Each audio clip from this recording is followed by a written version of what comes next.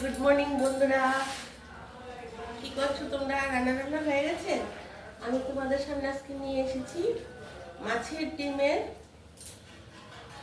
ডিম দিয়ে বড়া করে মাছের ঝোল। দেখো, মাছের ডিমগুলোকে আমি ভেজে নিয়েছি।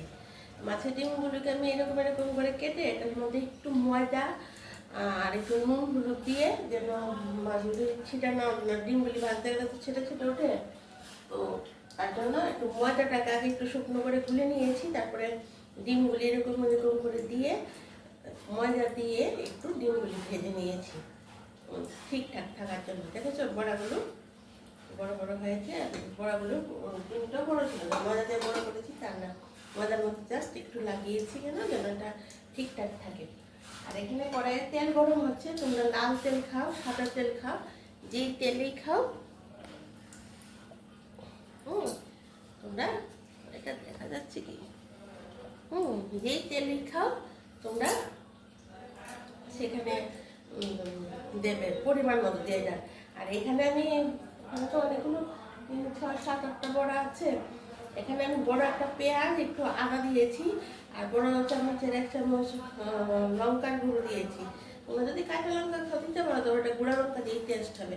আর জিরের গুঁড়ো 1 চামচ, ধনের গুঁড়ো 1 চামচ, হ্যাঁ, আদা জিরে ধনে পেঁয়াজ, স্বাদ মতো নুন হলুদ।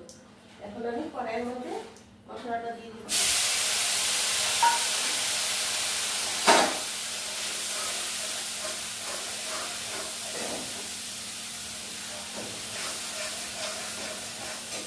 আর এখানে একটা আমি আলু সিদ্ধ করে নিয়েছি। বড়া দিয়ে ঝোলটা করবো, আলু দেবো। আলুটাকে সেদ্ধ করে নুন হলুদ দিয়ে ভেজে নিয়েছি। আলুটাকে মশলার সঙ্গে আবার কষিয়ে নিচ্ছি, আলু সেদ্ধ হয়ে যাবে।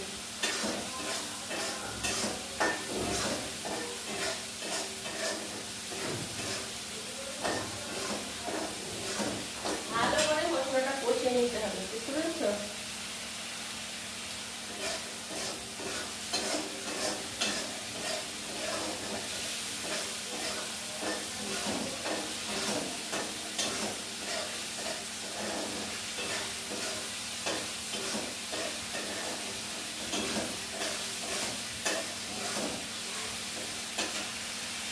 মশলাটা ভালো করে কষিয়ে নিলে এখানে আমি একটু ঝোলের জন্য জল দিয়ে রেখেছি মিক্সিটার মধ্যে, আমি ঝোলটা দিয়ে দিচ্ছি।